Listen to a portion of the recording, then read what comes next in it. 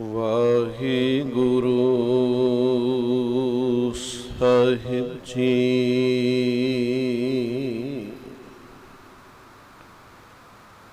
ਇਕ ਓੰਕਾਰ ਸਤਿਨਾਮ ਕਰਤਾ ਪੁਰਖ ਨਿਰਭਉ ਨਿਰਵੈਰ ਅਕਾਲ ਮੂਰਤ ਅਜੂਨੀ ਸੈਭੰ ਗੁਰ ਪ੍ਰਸਾਦ।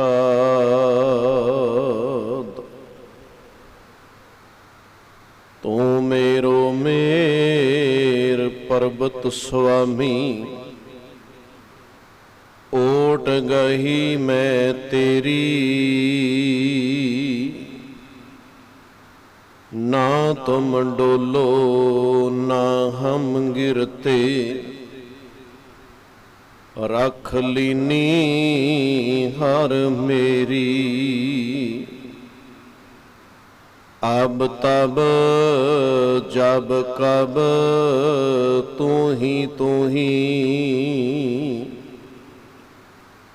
ਹਮ ਤੋ ਪ੍ਰਸਾਦ ਸੁਖੀ ਸਦਹੀ। ਸ਼ਬਦ ਗੁਰੂ ਗੁਰ ਜਾਣੀਐ, ਗੁਰਮੁਖ ਹੋਏ ਸੁਰਤ ਧੁਨ ਚੇਲਾ। ਸਾਧ ਸੰਗਤ ਸੱਚ ਖੰਡ ਵਿੱਚ, ਪ੍ਰੇਮ ਭਗਤ ਪਰਚੈ ਹੋਏ ਮੇਲਾ। ਸਤਨਾਮ ਵਾਹਿਗੁਰੂ ਸਾਹਿਬ ਜੀ। ਗੁਣ ਗੋਬਿੰਦ ਗਾਇਓ ਨਹੀਂ, ਜਨਮ ਅਕਾਰਤ ਕੀਨ।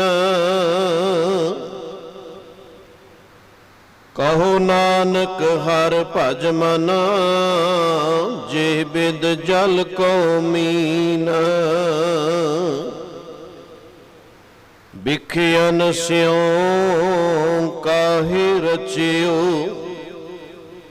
ਨਿਮਖ ਨ ਹੋਏ ਉਦਾਸ। ਕਹੋ ਨਾਨਕ ਭਜ ਹਰ ਮਨ, ਪਰੈ ਨ ਜਮ ਕੀ ਫਾਸ। ਬਿਖਿਆਨ ਸਿਉ ਕਾਹੇ ਰਚਿਓ, ਨਿਮਖ ਨ ਹੋਏ ਉਦਾਸ। ਕਹੋ ਨਾਨਕ ਭਜ ਹਰ ਮਨ, ਪਰੈ ਨ ਜਮ ਕੀ ਫਾਸ।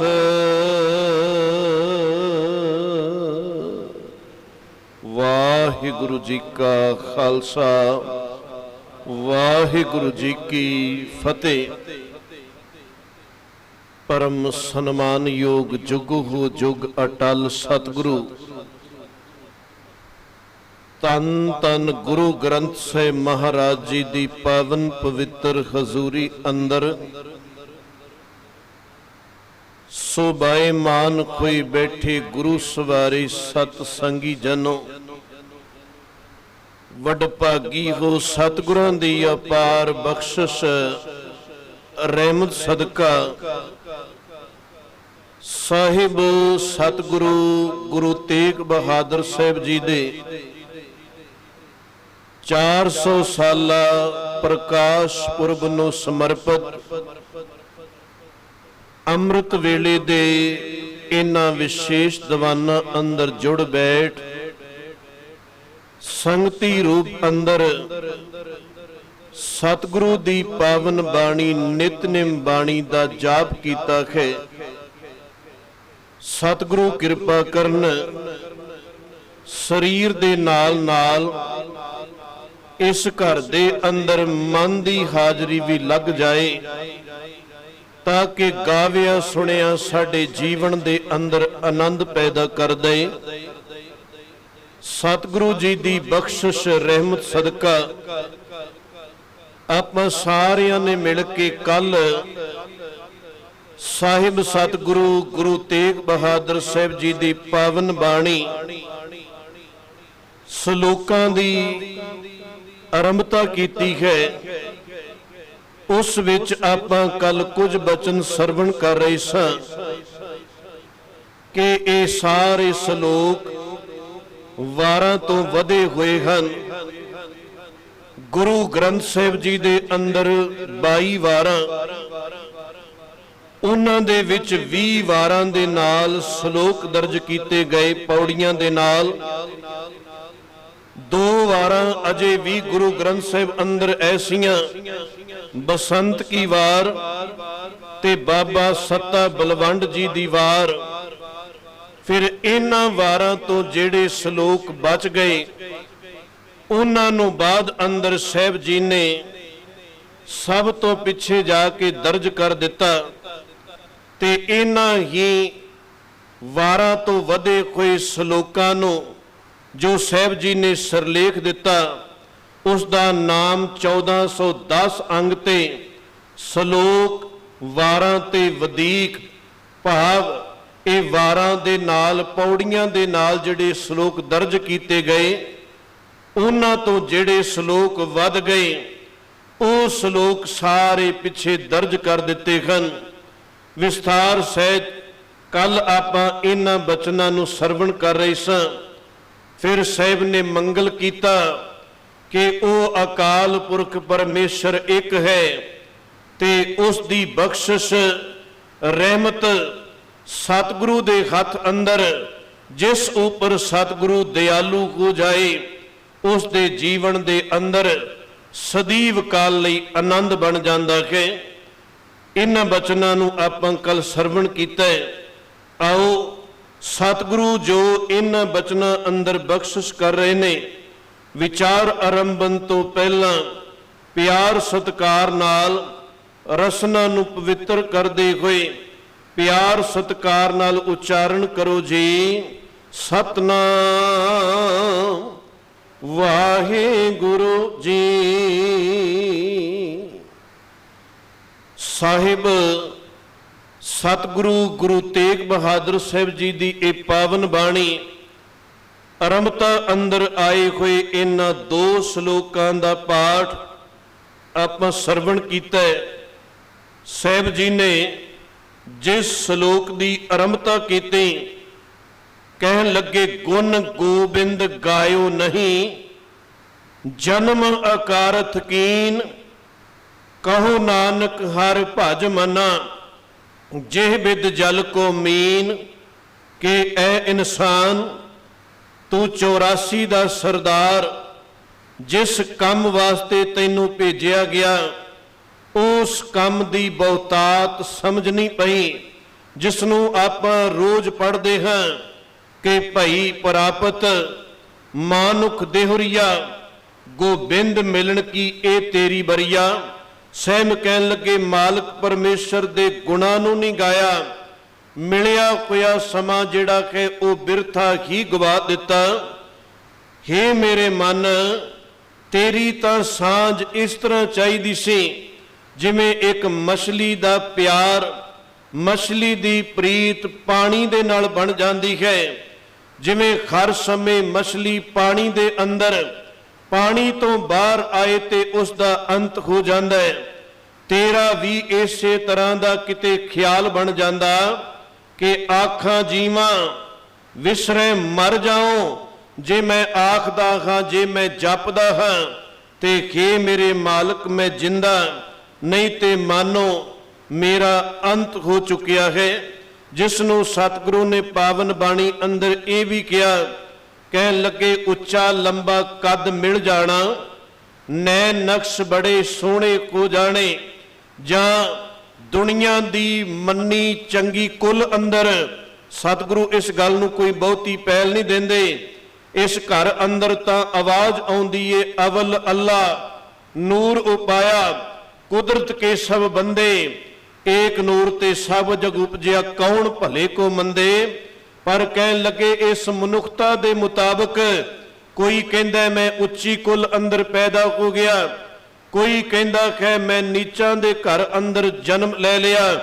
सहम कहन लगे कि मान लो तेरा जन्म चंगी कुल दे अंदर हो गया, तेरे नैन नक्श, तेरा शरीर बड़ा सुंदर, तेरे तन ऊपर पाए हुए कपड़े भी बड़े सोहने, तू चार ज्ञान दियां गल्लां भी बहुत सोहणियां कर लेंदा होएगा।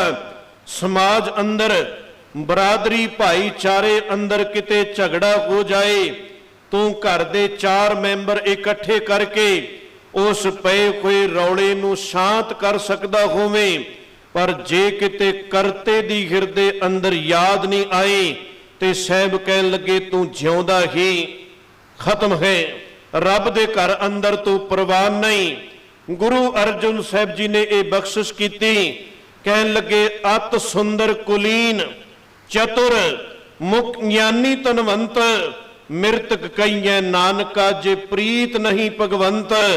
जे रब चेते नहीं आया ते दुनिया दियां गल्लां करन वालिया इस घर दे अंदर गल्लां दे नाल थां नहीं मिलना, क्योंकि आपां देखने आ साहब ने भी पावन बाणी अंदर ऐसियां उदाहरणां दित्तियां ने कि रस्ते दे अंदर किते कोई चट्टान किते पत्थर आ जाए, हुण आपां अगे चलना होवे, खास करके हेमकुंड दा ओ इलाका जिथे आप संगतां दर्शन करन वास्ते जांदे हो, सुन अंदर आउंदा है कि कई बार वो रस्ते बंद हो जाते ने, रस्ते अंदर कोई ऐसी भारी चट्टान कोई पत्थर डिग जाता है ते रस्ते बंद हो जाते ने।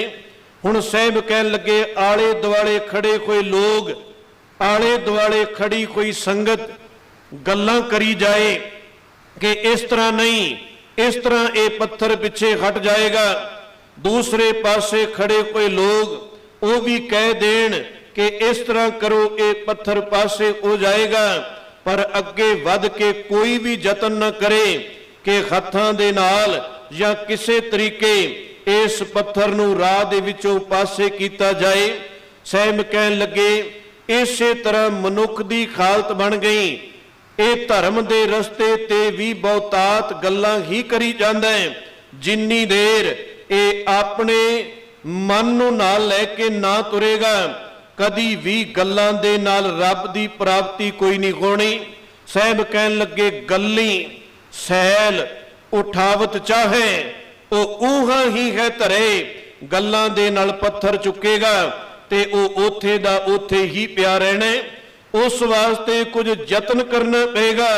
इसनों भाई गुरदास जी ने भी कह दिता कि धर्म दे रस्ते ते पुछी जाना कि गुरु घर दे अंदर की हो रहा है, किवें आके इस घर दे अंदर संगत जुड़दी है, किस समय कीर्तन हुंदा है, किस समय गुरमत विचारां दी सांझ, किस समय अरदास, पर आउणा कोई ना, रस्ता पुछ लेना, गल्लां बातां करी जानियां।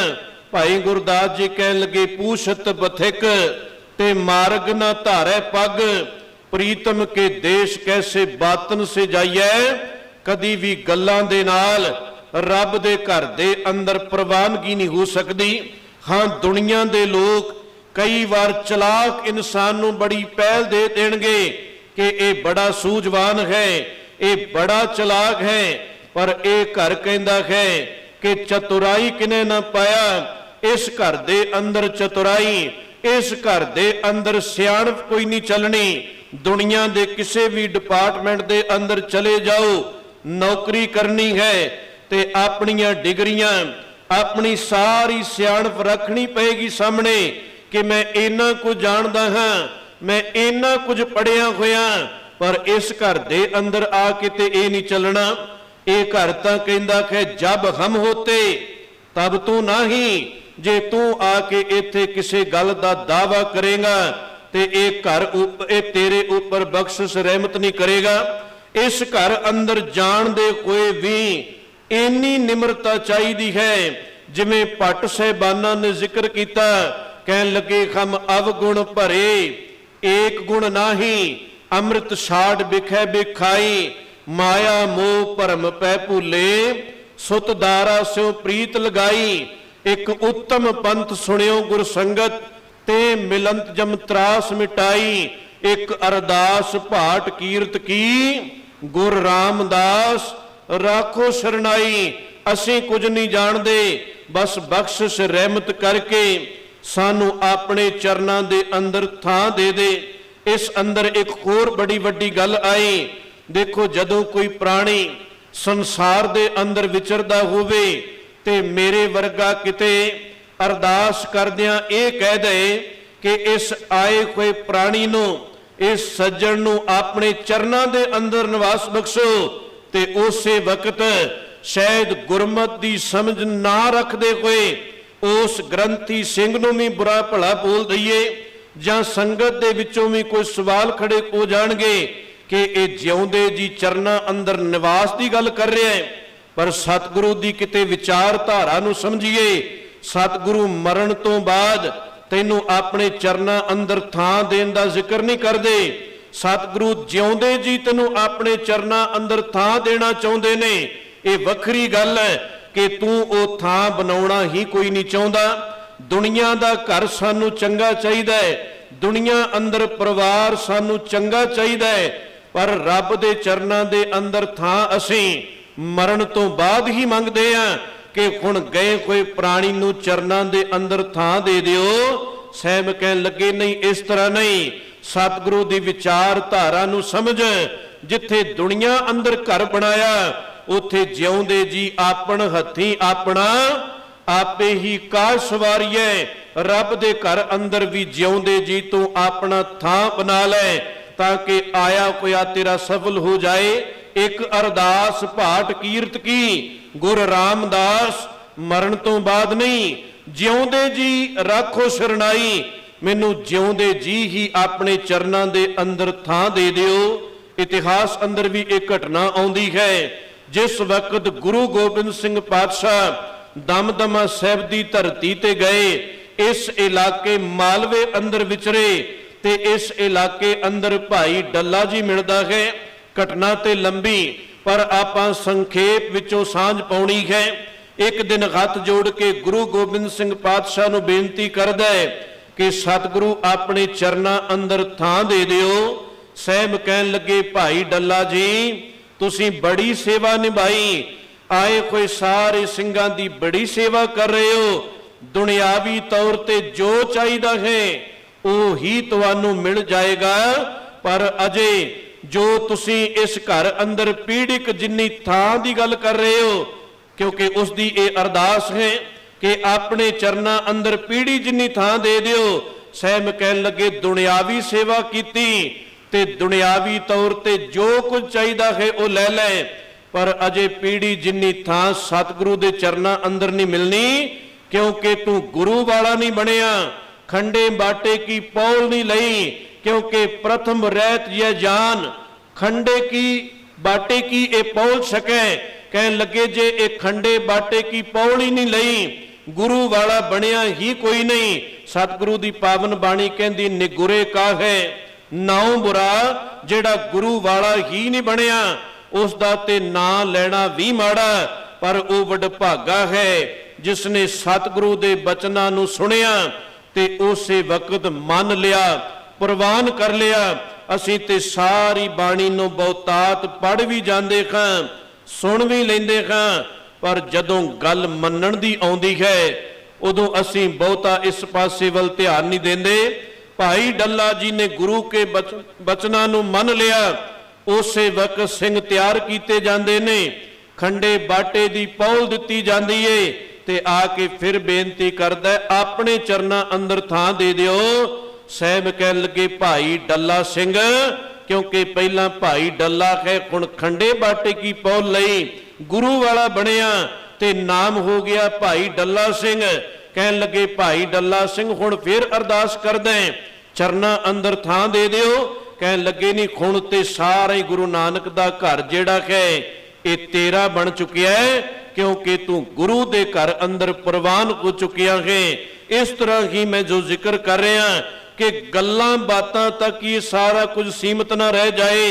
जो गुरु कहंदा है उन्हां बचनां नूं, उस मर्यादा नूं अपने जीवन अंदर लागू करिए, ਤਾਂ ਕਿ ਇਹ ਸਾਡਾ ਜੀਵਨ ਜਿਹੜਾ ਹੈ ਇਸ ਘਰ ਦੇ ਵਿੱਚੋਂ ਹੁਣੇ ਹੀ ਆ ਬਚਨ ਪੜ੍ਹੇ ਹੋਣਗੇ ਜਪਜੀ ਸਾਹਿਬ ਦੇ ਅੰਦਰ ਕਿ ਤਿੱਥੈ ਘੜੀਐ ਸੁਰਤ ਮਤ ਮਨ ਬੁੱਧ, ਗੁਰੂ ਸਾਰੇ ਪਾਸਿਆਂ ਤੋਂ ਤੈਨੂੰ ਘੜ ਕੇ ਤੈਨੂੰ ਸਵਾਰ ਕੇ ਰੱਖ ਦੇਗਾ, ਪਰ ਪਹਿਲਾਂ ਗੁਰੂ ਅੱਗੇ ਆਪਾ ਰੱਖਣਾ ਪੈਣਾ ਹੈ।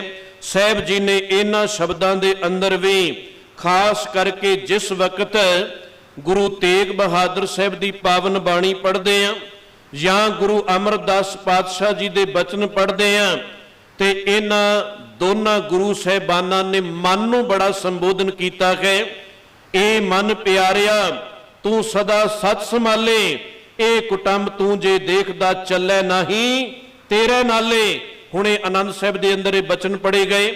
ਗੁਰੂ ਅਮਰਦਾਸ ਪਾਤਸ਼ਾਹ ਨੇ ਮਨ ਨੂੰ ਸੰਬੋਧਨ ਕੀਤਾ ਤੇ ਜੇ ਗੁਰੂ ਤੇਗ ਬਹਾਦਰ ਸਾਹਿਬ ਦੀ ਪਾਵਨ ਬਾਣੀ ਸ਼ਲੋਕਾਂ ਨੂੰ ਪੜ੍ਹ ਰਹੇ ਆ ਜਾਂ ਸਾਹਿਬ ਦੇ ਸ਼ਬਦਾਂ ਨੂੰ ਵੀ ਪੜ੍ਹਦੇ ਆ ਤੇ ਤਾਂ ਵੀ ਸਤਿਗੁਰੂ ਕਹਿਣ ਲੱਗੇ ਮਨ ਰੇ ਕੌਣ ਕੁਮਤ ਤੈ ਲੀਨੀ, ਪਰ ਦਾਰਾ ਨਿੰਦਿਆ ਰਸ ਰਚਿਓ ਰਾਮ ਭਗਤ ਨੇ ਕੀਨੀ। ਕਿ ਹੇ ਮਨ ਜਿਹੜਾ ਕੰਮ ਤੂੰ ਕਰਨਾ ਸੀ ਉਹ ਨਹੀਂ ਕਰ ਰਿਹਾ, ਤੂੰ ਨਿੰਦਿਆ ਚੁਗਲੀ ਦੇ ਅੰਦਰ ਪਰਾਏ ਰੂਪ ਦੇਖਣ ਦੇ ਅੰਦਰ ਹੀ ਮਸਤ ਹੋਇਆ ਫਿਰਦਾ ਹੈ। ਇਸ ਤਰ੍ਹਾਂ ਜੀਵਨ ਜਿਹੜਾ ਹੈ ਉਹ ਸੁਚੱਜਾ ਨਹੀਂ ਬਣਨਾ। ਗੁਰੂ ਨੂੰ ਆਪਾ ਸਮਰਪਿਤ ਕਰ ਦੇ, ਗੁਣ ਗੋਬਿੰਦ ਗਾਇਓ ਨਹੀਂ, ਜਨਮ ਅਕਾਰਤ ਕੀਨ, ਕਉ ਨਾਨਕ ਹਰ ਭਜ ਮਨਾ, ਜਿਹ ਬਿਦ ਜਲ ਕੋ ਮੀਨ। ਇਸ ਅੰਦਰ ਜਾਂ ਬਹੁਤੇ ਸ਼ਲੋਕਾਂ ਅੰਦਰ ਮਨ ਨੂੰ ਹੀ ਵਾਰ-ਵਾਰ ਸੰਬੋਧਨ ਕੀਤਾ ਜਾਏਗਾ ਔਰ ਗੱਲ ਜਿਹੜੀ ਹੈ ਇਹ ਫਸਟ ਪਰਸਨ ਦੇ ਅੰਦਰ ਹੀ ਸਾਰੀ ਹੋ ਰਹੀ ਹੈ, ਕਿਉਂਕਿ ਗੁਰੂ ਦਾ ਘਰ ਪਹਿਲਾਂ ਇਹ ਗੱਲ ਆਪਣੇ ਉੱਪਰ ਲਾਗੂ ਕਰਦਾ ਹੈ, ਫਿਰ ਦੂਸਰੇ ਨੂੰ ਉਪਦੇਸ਼ ਦਿੱਤਾ ਜਾਂਦਾ ਹੈ। ਇੱਥੇ ਇਹ ਨਹੀਂ ਕਿ ਦੂਸਰਾ ਸਭ ਕੁਝ ਕਰੀ ਜਾਏ ਤੇ ਆਪ ਗੁਰੂ ਸਾਹਿਬਾਨ ਕੁਝ ਵੀ ਨਾ ਕਰਨ। ਪਹਿਲਾਂ ਸਤਿਗੁਰੂ ਨੇ ਆਪਣੇ ਉੱਪਰ ਇਹ ਸਾਰਾ ਕੁਝ ਲਾਗੂ ਕੀਤਾ ਹੋਇਆ ਹੈ। ਉਪਦੇਸ਼ ਭਾਵੇਂ ਸਤਿਗੁਰੂ ਸਾਨੂੰ ਦੇ ਰਹੇ ਨੇ, ਇਹ ਨਹੀਂ ਕਿ ਸਤਿਗੁਰੂ ਦਾ ਮਨ ਨਹੀਂ ਟਿਕਦਾ ਤਾਂ ਕਰਕੇ ਸਤਿਗੁਰੂ ਇਹ ਗੱਲਾਂ ਕਰ ਰਹੇ ਨੇ। ਉਹ ਤੇ ਆਪ ਨਾਰਾਇਣ ਕਲਾ ਧਾਰ ਜਗ ਮੈਂ ਪਰਵਰਿਓ, ਨਿਰੰਕਾਰ ਆਕਾਰ ਜੋਤ ਜਗ ਮੰਡਲ ਕਰਿਓ। ਜਾਂ ਸਾਹਿਬ ਕਹਿ ਲੱਗੇ ਮਾਨੁਖ ਕਾ ਕਰ ਰੂਪ ਨਾ ਜਾਣ, ਗੁਰੂ ਨੂੰ ਪਰਮੇਸ਼ਰ ਨੂੰ ਮਨੁੱਖ ਵਰਗਾ ਨਾ ਜਾਣੀ। ਉਸ ਅੰਦਰ ਸਾਰੀਆਂ ਬਖਸ਼ਾਂ ਰਹਿਮਤਾਂ ਇਹ ਮਾਨੋ ਨਿਰਗੁਣ ਸਰੂਪ ਦੇ ਅੰਦਰ ਵਰਤ ਰਹੀਆਂ ਨੇ।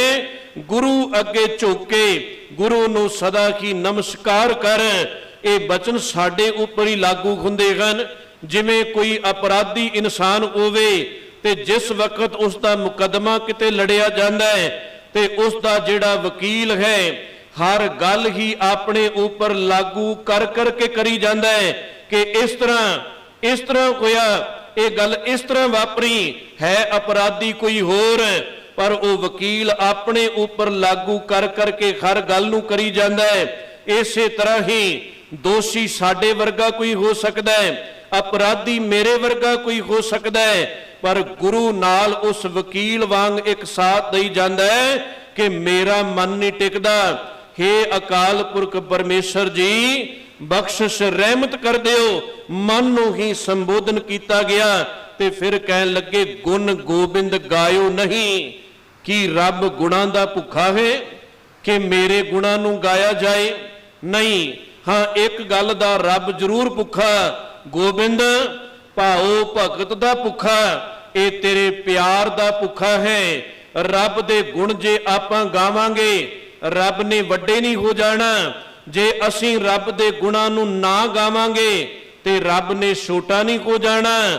ਇਹ ਗੁਣ ਤਾਂ ਗਾਉਣੇ ਹਨ ਕਿ ਜੋ ਗੁਣ ਪਰਮੇਸ਼ਰ ਦੇ ਗੁਰੂ ਸਾਹਿਬਾਨ ਨੇ ਪਾਵਨ ਇਸ ਰੱਬੀ ਖਜ਼ਾਨੇ ਅੰਦਰ ਬਿਆਨ ਕੀਤੇ, ਉਹ ਗੁਣ ਕਿਤੇ ਸਾਡੇ ਅੰਦਰ ਵੀ ਆ ਜਾਣ।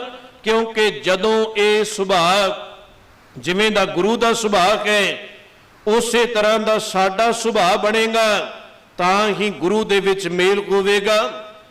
ਗੁਰੂ ਤੇਗ ਬਹਾਦਰ ਸਾਹਿਬ ਦੇ ਬਚਨ ਹਨ ਕਿ ਗੁਰ ਕਿਰਪਾ ਜੇ ਨਰ ਕੋ ਕੀਨੀ ਤੇ ਇਹ ਜੁਗਤ ਪਛਾਨੀ, ਨਾਨਕ ਲੀਨ ਭਇਓ ਗੋਬਿੰਦ ਸਿਓ ਜਿਉ ਪਾਣੀ ਸੰਗ ਪਾਣੀ। ਪਾਣੀ ਦੇ ਅੰਦਰ ਤੇਲ ਤਾਂ ਕੋਈ ਨਹੀਂ ਸਮਾਉਂਦਾ, ਪਾਣੀ ਦੇ ਅੰਦਰ ਪਾਣੀ ਸਮਾ ਜਾਏਗਾ।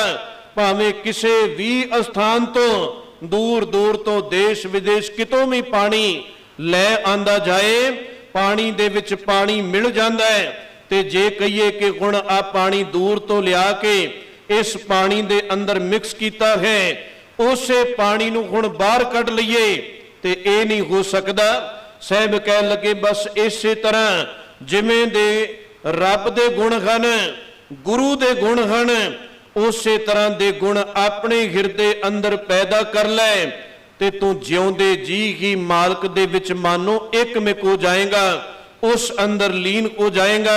ਉਹ ਗੁਣਾਂ ਦਾ ਭੁੱਖਾ ਨਹੀਂ, ਉਸਤਤ ਦਾ ਭੁੱਖਾ ਨਹੀਂ, ਵਡਿਆਈ ਦਾ ਭੁੱਖਾ ਨਹੀਂ ਕਿ ਮੇਰੇ ਗੁਣ ਗਾਏਗਾ ਤੇ ਮੈਂ ਵੱਡਾ ਹੋ ਜਾਵਾਂਗਾ। ਗੁਣ ਤਾਂ ਗਾਉਣੇ ਨੇ ਕਿ ਜੋ ਗੁਣ ਪਾਵਨ ਬਾਣੀ ਅੰਦਰ ਦੱਸੇ ਗਏ, ਬਸ ਉਹੀ ਗੁਣ ਸਾਡੇ ਅੰਦਰ ਆ ਜਾਣ। ਜੇ ਉਹ ਨਿਰਭਉ ਹੈ ਤੇ ਅਸੀਂ ਵੀ ਨਿਰਭਉ ਹੋ ਜਾਈਏ, ਜੇ ਉਹ ਨਿਰਵੈਰ ਹੈ ਤੇ ਅਸੀਂ ਵੀ ਨਿਰਵੈਰ ਹੋ ਜਾਈਏ। ਜੇ ਉਹ ਅਕਾਲ ਮੂਰਤ ਹਸਤੀ ਹੈ, ਸਮਾਂ ਉਸ ਨੂੰ ਮਿਟਾ ਨਹੀਂ ਸਕਦਾ, ਕਿਉਂਕਿ ਦੁਨੀਆ ਅੰਦਰ ਜੋ ਵੀ ਪੈਦਾ ਹੋਇਆ ਹੈ, ਅੱਗੇ ਜਾ ਕੇ ਫਿਰ ਸਤਿਗੁਰੂ ਨੇ ਇਹੀ ਗੱਲ ਕਰਨੀ ਹੈ ਕਿ ਜੇ ਸਵਾਸ ਮਿਲੇ ਰਹਿਣ ਤੇ 3 ਪੜਾਵਾਂ ਦੇ ਵਿੱਚੋਂ ਜੀਵ ਨਿਕਲਦਾ ਹੈ ਤੇ ਫਿਰ ਅੰਤ ਹੋ ਜਾਂਦਾ ਹੈ। ਬਾਲ, ਜਵਾਨੀ ਅਰ ਬਿਰਧ ਫੁਨ 3 ਅਵਸਥਾ ਜਾਣ। ਜੇ ਸਵਾਸ ਮਿਲੇ ਰਹੇ 3 ਅਵਸਥਾ ਵੀ ਤਾਂ ਹੀ ਆਉਣੀਆਂ ਨੇ, ਨਹੀਂ ਤੇ ਸਾਹਿਬ ਕਹਿਣ ਲੱਗੇ ਕਈ ਐਸੇ ਹਨ ਜਿਹੜੇ ਨਾਨਕ ਗਰਭ ਗਲੇ, ਮਾਂ ਦੇ ਗਰਭ ਦੇ ਅੰਦਰ ਹੀ ਕਈਆਂ ਦਾ ਅੰਤ ਹੋ ਜਾਂਦਾ ਹੈ, ਕਈਆਂ ਦਾ ਜਨਮ ਹੁੰਦਿਆਂ ਅੰਤ ਹੋ ਜਾਂਦਾ ਹੈ। ਕਿਉਂਕਿ ਸਤਿਗੁਰੂ ਦੀ ਪਾਵਨ ਬਾਣੀ ਕਹਿੰਦੀ ਇੱਕ ਖਿੰਨ ਦਾ ਵੀ ਭਰੋਸਾ ਕੋਈ ਨਹੀਂ, ਹਮ ਆਦਮੀ ਹਾਂ ਇੱਕ ਦਮੀ, ਮੋਲਤ ਮੋਤ ਨ ਜਾਣਾ, ਨਾਨਕ ਬਿਨਵੈ ਤਿਸੈ ਸਰੇਵੋ, ਜਾ ਕੇ ਜੀ ਪ੍ਰਾਣਾ ਉਸ ਨੂੰ ਸਦਾ ਚੇਤੇ ਕਰ। ਕੋਈ ਪਤਾ ਨਹੀਂ ਅਗਲਾ ਸਵਾਸ ਆਏ ਜਾਂ ਨਾ ਆਏ। ਜੇ ਉਹ ਅਕਾਲ ਮੂਰਤ ਹਸਤੀ ਹੈ ਤੇ ਜਪਦਿਆਂ ਜਪਦਿਆਂ ਤੂੰ ਵੀ ਉਸੇ ਤਰ੍ਹਾਂ ਦੀ ਹਸਤੀ ਬਣ ਜਾਏਗਾ। ਸਮੇਂ ਦਾ ਤੇਰੇ ਉੱਪਰ ਵੀ ਪ੍ਰਭਾਵ ਕੋਈ ਨਹੀਂ ਪੈਣਾ। ਹਾਂ, ਸਰੀਰਕ ਤੌਰ ਤੇ ਹਰ ਇੱਕ ਨੇ ਚਲੇ ਜਾਣਾ ਹੈ, ਪਰ ਇੱਥੇ ਉਹ ਸੂਰਮੇ ਜਿਹੜੇ ਘਾਲਣਾ ਘਾਲ ਗਏ, ਗੁਰੂ ਤੇਗ ਬਹਾਦਰ ਸਾਹਿਬ ਜਾਂ ਕਿਸੇ ਹੋਰ ਸਿੰਘ ਦਾ ਜ਼ਿਕਰ ਕਰ ਲਈਏ, ਸਰੀਰਕ ਤੌਰ ਤੇ ਭਾਈ ਤਾਰੂ ਸਿੰਘ ਸਾਡੇ ਕੋਲ ਨਹੀਂ, ਬਾਬਾ ਦੀਪ ਸਿੰਘ ਜੀ ਸਾਡੇ ਕੋਲ ਨਹੀਂ ਸਰੀਰਕ ਤੌਰ ਤੇ, ਪਰ ਉਹਨਾਂ ਦਾ ਧਿਆਨ ਕਰਕੇ ਜਾਂ ਉਹਨਾਂ ਦੀ ਯਾਦ ਜਾਂ ਉਹਨਾਂ ਦਾ ਇਤਿਹਾਸ ਪੜ੍ਹ ਕੇ ਇਸ ਮਨੁੱਖਤਾ ਨੂੰ ਸਦਾ ਹੀ ਪ੍ਰੇਰਨਾ ਮਿਲਦੀ ਰਹੇਗੀ। ਸਰੀਰਕ ਤੌਰ ਤੇ ਹਰ ਇੱਕ ਨੇ ਚਲੇ ਜਾਣਾ ਹੈ, ਇੱਥੇ ਕੋਈ ਨਹੀਂ ਰਿਹਾ। ਸਾਹਿਬ ਨੇ ਅੱਗੇ ਜਾ ਕੇ ਜ਼ਿਕਰ ਕਰਨਾ, ਰਾਮ ਗਇਓ ਰਾਵਣ ਗਇਓ, ਜਾਕੋ ਬਹੁ ਪਰਿਵਾਰ। ਸਰੀਰਕ ਤੌਰ ਤੇ ਕੋਈ ਟਿਕਿਆ ਨਹੀਂ ਰਹੇਗਾ, ਇਸ ਦੁਨੀਆ ਦੇ ਵਿੱਚੋਂ ਜਾਣਾ ਪੈਂਦਾ ਹੈ।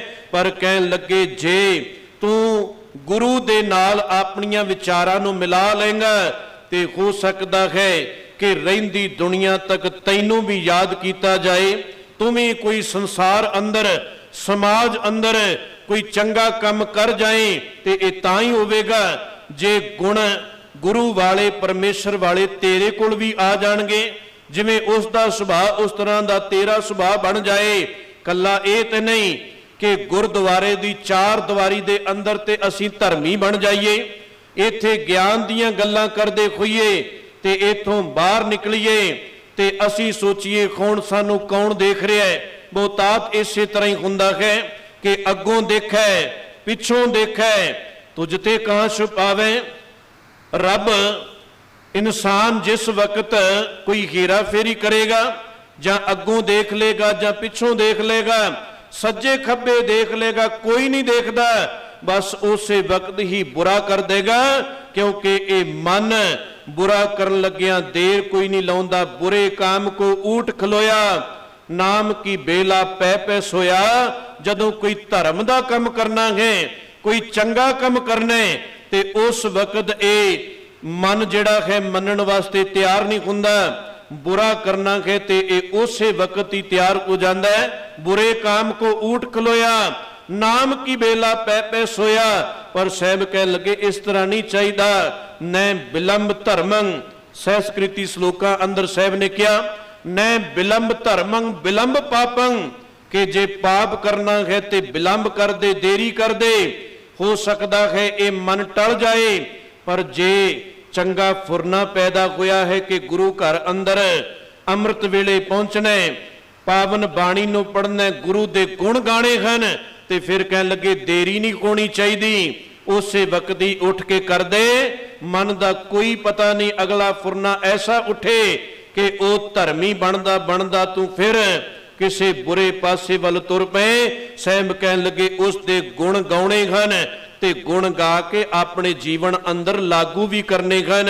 ਇਹ ਨਹੀਂ ਇਸੇ ਤਰ੍ਹਾਂ ਖੈਰ ਕੋਈ ਵਿਰਲਾ ਟਾਵਾਂ ਜਿਸ ਨੂੰ ਸਮਝ ਪੈ ਗਈ, ਜਿਸ ਨੂੰ ਭਗਤ ਕਬੀਰ ਸਾਹਿਬ ਜੀ ਵੀ ਕਹਿਣ ਲੱਗੇ ਕਿ ਜੋ ਜਨ ਲੇ ਖਸਮ ਕਾ ਨਾਉ ਤਿਨ ਕੈ ਸਦਬ ਲਿਖਾਰੇ ਜਾਓ।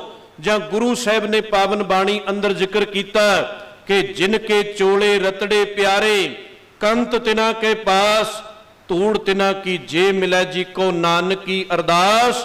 ਉਹ ਵਡਭਾਗੇ ਜਿਨ੍ਹਾਂ ਨੂੰ ਸਮਝ ਪੈ ਗਈ, ਨਹੀਂ ਤੇ ਬਹੁਤਾਤ ਸਮਝ ਕੋਈ ਨਹੀਂ ਪੈਂਦੇ। ਬਸ ਅਸੀਂ ਸੁੱਖ ਮਿਲਦਾ ਹੈ ਜਾਂ ਕਿਤੇ ਜੀਵਨ ਅੰਦਰ ਦੁੱਖ ਆਉਂਦਾ ਹੈ ਤੇ ਉਦੋਂ ਗੁਰੂ ਗੁਰੂ ਜਪ ਲੈਨੇ ਆ। ਜਿਸ ਵਕਤ ਸਾਡਾ ਕੰਮ ਨਿਕਲ ਜਾਂਦਾ ਹੈ ਅਸੀਂ ਗੁਰੂ ਨੂੰ ਭੁੱਲ ਜਾਂਦੇ ਆ। ਦੇਖੋ ਸਤਿਗੁਰੂ ਨੇ ਕੈਸੀ ਕਮਾਲ ਦੀ ਇਸ ਅੰਦਰ ਉਦਾਹਰਨ ਦਿੱਤੀ ਹੈ। ਮਛਲੀ ਦਾ ਜ਼ਿਕਰ ਕੀਤਾ ਹੈ, ਇੱਥੇ ਇਹ ਨਹੀਂ ਕਿਹਾ ਕਿ ਮੈਂਡਕ ਦੇ ਵਾਂਗ ਕਰ ਲਈ ਜਾਂ ਕਿਸੇ ਹੋਰ ਬਬੀਹੇ ਵਾਂਗ। ਭਾਵੇਂ ਬਬੀਹੇ ਦਾ ਪਾਵਨ ਬਾਣੀ ਅੰਦਰ ਬੜਾ ਜ਼ਿਕਰ ਆਉਂਦਾ ਹੈ, ਪਰ ਉਹ ਵੀ ਕਈ ਦਿਨ ਪਾਣੀ ਤੋਂ ਬਿਨਾਂ ਰਹਿ ਸਕਦਾ ਹੈ। ਇੱਕ ਮੈਂਡਕ ਜਿਹੜਾ ਹੈ ਉਹ ਵੀ ਪਾਣੀ ਤੋਂ ਬਿਨਾਂ ਬੜੇ ਦਿਨ ਰਹਿ ਸਕਦਾ ਹੈ। ਉਹ ਸੁੱਕੇ ਤੇ ਵੀ ਰਹਿ ਸਕਦਾ ਹੈ, ਉਹ ਪਾਣੀ ਵਿੱਚ ਵੀ ਰਹਿ ਸਕਦਾ ਹੈ। ਸਤਿਗੁਰੂ ਨੇ ਇੱਥੇ ਹੋਰ ਕੋਈ ਉਦਾਹਰਨ ਇਸ ਤਰ੍ਹਾਂ ਦੀ ਨਹੀਂ ਦਿੱਤੀ, ਉਦਾਹਰਨ ਮਛਲੀ ਦੀ ਦਿੱਤੀ ਹੈ। ਕਿਉਂਕਿ ਮਛਲੀ ਜਿਹੜੀ ਹੈ ਇਹ ਜਿਉਂਦੇ ਜੀ ਸਾਰੀ ਉਮਰ ਪਾਣੀ ਅੰਦਰ ਬਤੀਤ ਕਰੇਗੀ। ਜਦੋਂ ਦੀ ਇਹ ਸ੍ਰਿਸ਼ਟੀ ਸਾਜੀ ਗਈ ਉਦੋਂ ਤੋਂ ਲੈ ਕੇ ਅੱਜ ਤੱਕ ਇਸ ਦਾ ਸਾਰਾ ਪਰਿਵਾਰ ਪਾਣੀ ਦੇ ਅੰਦਰ ਹੀ ਬਤੀਤ ਕਰ ਰਿਹਾ ਹੈ। ਤੇ ਕੱਲਾ ਜਿਉਂਦੇ ਜੀ ਦੀ ਗੱਲ ਨਹੀਂ, ਜਿਸ ਵਕਤ ਕਿਤੇ ਕੋਈ ਪ੍ਰਾਣੀ ਇਸ ਮੱਛੀ ਦਾ ਅੰਤ ਕਰਕੇ ਇਸ ਨੂੰ ਖਾ ਵੀ ਲੈਂਦਾ ਹੈ ਤੇ ਇਹ ਮਰਨ ਤੋਂ ਬਾਅਦ ਜਿਸ ਪ੍ਰਾਣੀ ਦੇ ਪੇਟ ਦੇ ਅੰਦਰ ਜਾਂਦੀ ਹੈ ਉਥੇ ਗਈ ਵੀ ਪਾਣੀ ਮੰਗਦੀ ਹੈ। ਸਤਿਗੁਰੂ ਨੇ ਪਾਵਨ ਬਾਣੀ ਅੰਦਰ ਜ਼ਿਕਰ ਕੀਤਾ, ਮੀਨ ਪਕਰ ਫਾਂਕਿਓ ਅਰ ਕਾਟਿਓ ਰਾਂਦ ਕੀਓ ਬੋ ਬਾਨੀ ਖੰਡ ਖੰਡ ਕਰ ਭੋਜਨ ਕੀਨੋ ਤਉ ਨਾ ਬਿਸਰਿਓ ਪਾਣੀ। ਟੁਕੜੇ ਟੁਕੜੇ ਕਰਕੇ ਇਸ ਦੇ ਇਨਸਾਨ ਖਾ ਗਿਆ, ਪਰ ਇਹ ਪੇਟ ਅੰਦਰ ਗਈ ਹੋਈ ਫਿਰ ਵੀ ਪਾਣੀ ਮੰਗੀ ਜਾਂਦੀ ਹੈ। ਇਸੇ ਤਰ੍ਹਾਂ ਦਾ ਪਿਆਰ ਕਿਤੇ ਗੁਰੂ ਦੇ ਨਾਲ ਬਣਾ ਲੈ। ਔਰ ਇਤਿਹਾਸ ਅੰਦਰ ਵੀ ਇਹ ਉਦਾਹਰਨਾਂ ਮਿਲਦੀਆਂ ਨੇ।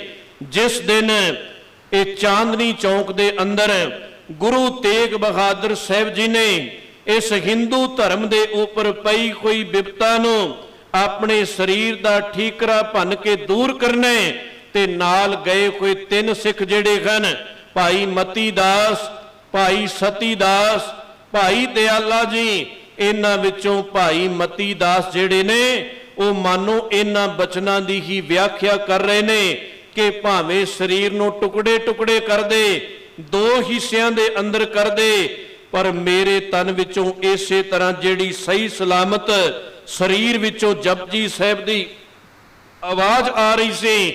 ਇਤਿਹਾਸ ਕਹਿੰਦਾ ਹੈ ਕਿ ਜਿਸ ਵਕਤ ਉਹਨਾਂ ਨੂੰ ਆਰੇ ਦੇ ਨਾਲ ਚੀਰ ਦਿੱਤਾ ਜਾਂਦਾ ਹੈ ਉਸ ਤੋਂ ਬਾਅਦ ਵੀ ਫਿਰ ਭਾਈ ਮਤੀ ਦਾਸ ਜੀ ਦੇ ਤਨ ਦੇ ਉਹਨਾਂ ਦੋਨਾਂ ਟੁਕੜਿਆਂ ਵਿੱਚੋਂ ਜਪਜੀ ਸਾਹਿਬ ਦੀ ਆਵਾਜ਼ ਪਈ ਆਉਂਦੀ ਸੀ। ਇਤਿਹਾਸ ਕਹਿੰਦਾ ਹੈ ਔਰ ਇਸੇ ਗੱਲ ਦੀ ਹੀ ਵਿਆਖਿਆ ਹੋ ਰਹੀ ਹੈ ਕਿ ਜਿਵੇਂ ਮਛਲੀ ਦਾ ਪਾਣੀ ਦੇ ਨਾਲ ਪਿਆਰ ਹੈ, ਬਸ ਇਸੇ ਤਰ੍ਹਾਂ ਦਾ ਪਿਆਰ ਤੇਰਾ ਗੁਰੂ ਕੀ ਪਾਵਨ ਬਾਣੀ ਦੇ ਨਾਲ ਬਣਨਾ ਚਾਹੀਦਾ ਹੈ।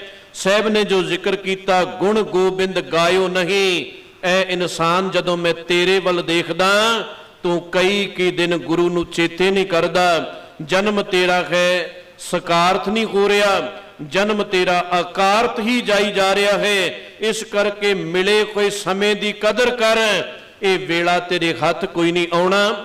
ਭਾਈ ਸਾਹਿਬ ਭਾਈ ਵੀਰ ਸਿੰਘ ਕਹਿਣ ਲੱਗੇ, ਰਹੀ ਵਾਸਤੇ ਘੱਤ ਸਮੇਂ ਨੇ ਇੱਕ ਨਾ ਮੰਨੀ, ਫੜ ਫੜ ਰਹੀ ਤਰੀਕ ਸਮੇਂ ਖਿਸਕਾਈ ਕੰਨੀ, ਤ੍ਰਿਖੇ ਆਪਣੇ ਵੇਗ ਗਿਆ ਟੱਬ ਬੰਨੇ ਬੰਨੀ, ਹੋ ਅਜੇ ਸੰਭਾਲ ਇਸ ਸਮੇਂ ਨੂੰ, ਕਰ ਸਫਲ ਉਡੰਦਾ ਜਾਮਦਾ, ਇਹ ਠਹਿਰਨ ਜਾਚ ਨਾ ਜਾਣਦਾ, ਲੰਘ ਗਿਆ ਨਾ ਮੁੜ ਕੇ ਆਮਦਾ। ਜਿਹੜਾ ਸਮਾਂ ਹੱਥੋਂ ਨਿਕਲੀ ਜਾ ਰਿਹਾ ਹੈ, इस समय ने कोई वापस नहीं आना। ये वक्री गल कि असी कदी कह देने नवा साल आ गया, कदी जन्मदिन आ गया, पर जेड़ा भी पल पल ये स्वास जीवन दे विचों घटदा जा रहा है, किसी दे भी जीवन दे अंदर दोबारा कोई नहीं आउंदा। इस करके साहब कहन लगे कदी कदी गुरु नूं चेते करन वालिया हर समय ही गुरु नूं चेते कर। ते एक सवाल खड़ा हो जाएगा, फिर गुरु घर दे अंदर बैठे रहिए जां गुटका लैके ही बैठे रहिए? नहीं, सतगुरु ने यह भी गल नहीं कही। ठीक सवेरे अते शाम नितनेम नूं निभाउणा है, उस तो बाद सारा दिन कारोबार कर। गुरु ने तेरे वजे कोई चौंकड़े नूं उस समय छुड़ा दिता। जदों सतगुरु सुमेर पर्वत ते गए ते उथे बैठे कोई ओ बड़े लंबे लंबे समय तो सिद्ध पुरुष साहब जांदे कहन लगे क्यों समा बिरथ गवाई जांदे हो? जे सारी मनुखता ही पहाड़ां ते चढ़ गई ते आ साजी कोई दुई कुदरत जेड़ी कायनात, इस दी संभाल कौन करेगा? वापस मुड़ो। लंबा चौड़ा खैर गुरु भाई गुरदास जी ने इस संबंधी जिक्र किया। खैर आपां एक इशारा जो साहिबा ने या भाई गुरदास जी ने किया वो विचों लै लईए। सतगुरां ने सारे वापस मोड़े कि जाओ परिवारां दे विच, परिवारां विच रह के परिवारां दी पालना करो। रब ने आप नहीं थल्ले आके कल्ले कल्ले जी नूं संभालना, उसने तुहाडी सेवा लाई हुई है। किसी नूं मां दा रोल दे दिता, किसी नूं पिता दा दे दिता, कोई भरा बन गया, कोई रिश्तेदार बन गया, वरत वो सारियां दे विच आप रहा है, पर उन्हें सेवा तुहाडी लाई हुई है कि मैं तुहाडे अंदर बैठ के इन्हां बच्चियां दी संभाल करांगा। ते जे तुसीं परिवारां नूं छड्ड के पहाड़ां ते चढ़ के बैठ गए ते फिर इस मनुखता दा की बनेगा? सतगुरु दा सिद्धांत जिहड़ा है कहन लगे सवेरे शाम नेम निभा, पर दिने सारा दिन काम कर। पर काम कार करदिया भी तां करते नूं चेते रखिया जा सकदा है। काम परे हर सिमरिए ऐसा सिमरो नित, अमरापुर बासा करो हर गया बहोरे बित। सहम कहन लगे नामा कह तिलोचना, मुख ते राम संभाल, हाथ पांव कर काम सब, चीत निरंजन नाल काम नहीं छड्डना। हत्थां पैरां दे नाल काम करी जा। गुरु नानक साहब दे 3 सिद्धांत हन, किरत करो, नाम जपो, वंड छको ते किरत करो। पहाड़ां ते तां नहीं होएगी, इकल्ले बह के तां किरत नहीं होनी, ये तां समाज दे अंदर ही रह के होएगी। जिथे लोकां दे आउण जाण दा कारण बनता है, ये किरत इंसान उत्थे ही करेगा। सतगुरु कह लगे मैं वेला नहीं रखना चाहता, पर इस गल नूं समझ जाओ जेड़े नहीं समझते। फिर साहब कह लगे गुण गोबिंद गायो नहीं, जन्म अकारत कीन, कहो नानक हर भज मना, जिह बिद जल को मीन। एक अंदर सतगुरु ने सवाल मानो खड़ा कर दिता ते फिर निराशता भी पैदा नहीं होण दित्ती। कह लगे कहो नानक हर भज मना, जे बिद जल को मीन। जिवें मछली दा पानी दे नाल प्यार है, बस इसे तरह दा प्यार तू गुरु दे नाल बना। काम पैन लग्या ही गुरु नूं चेते ना कर। हर समय हर थां ते जिथे भी तू विचरदा है, तू ते चलदा फिरदा गुरद्वारा बन जाए। जिथे भी कोई खड़ा है, जे वेला है ते उसनूं भी उपदेश दे दे, उसनूं भी गुरु दे नाल जोड़ दे। तू गुरु गुरु जपी जा। फिर साहब ने अगे जड़ी बख्शिश कीती, कहन लगे बिखे अनस्यो काहे रचियो, निमख ना होए उदास। कि एक निमख मात्र ते उदास हो जा, कदी रब दे गुणां नूं थोड़ा समय गा लै। ये एक शुरुआत है, क्योंकि इस संबंधी अगे भी खैर जिक्र करांगे जिथे आपां बचन पढ़दे हां कि एक घड़ी आदि घड़ी आदि हों ते आद, भगतन सेती गोष्ठी जो कीने सो लाभ।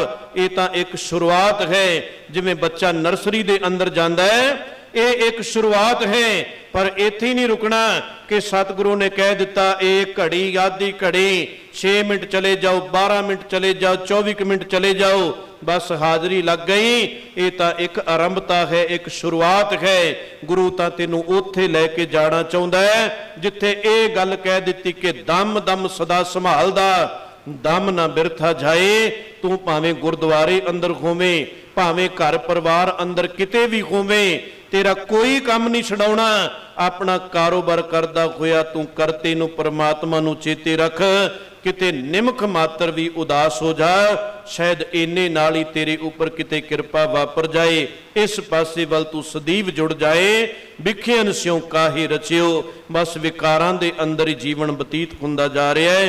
ਕਹੋ ਨਾਨਕ ਪਜ ਹਰ ਮਨਾ, ਪਰੈ ਨ ਜਮ ਕੀ ਫਾਸ, ਕਿਤੇ ਇਹ ਨਾ ਹੋਏ ਕਿ ਅਖੀਰ ਤੇ ਤੈਨੂੰ ਜਮ ਦੀ ਫਾਹੀ। ਵੈਸੇ ਤੇ ਜਿਉਂਦੇ ਜੀ ਹੀ ਇਹ ਸਾਰੇ ਵਿਕਾਰ ਜਿਹੜੇ ਹਨ ਇਹ ਜਮਾਂ ਦੀਆਂ ਫਾਹੀਆਂ ਹੀ ਹਨ, ਪਰ ਜਿਨ੍ਹਾਂ ਨੇ ਗੁਰੂ ਕੇ ਸਿਧਾਂਤ ਨੂੰ ਸਮਝ ਲਿਆ, ਜਿਨ੍ਹਾਂ ਨੇ ਆਪਣੇ ਮਨ ਨੂੰ ਕਰਤੇ ਦੇ ਨਾਲ ਜੋੜ ਲਿਆ, ਫਿਰ ਉਹਨਾਂ ਦਾ ਆਇਆ ਹੋਇਆ, ਉਹਨਾਂ ਦੇ ਇਹ ਦਿਹਾੜੇ ਮਨਾਏ ਹੋਏ ਸਫਲੇ ਹੋ ਜਾਂਦੇ ਨੇ। ਸਤਿਗੁਰੂ ਬਖਸ਼ਿਸ਼ ਰਹਿਮਤ ਕਰਨ, ਗਾਵਿਆ ਸੁਣਿਆ ਸਾਡੇ ਜੀਵਨ ਦੇ ਅੰਦਰ ਸਦੀਵ ਕਾਲ ਲਈ ਆਨੰਦ ਪੈਦਾ ਕਰਦੇ।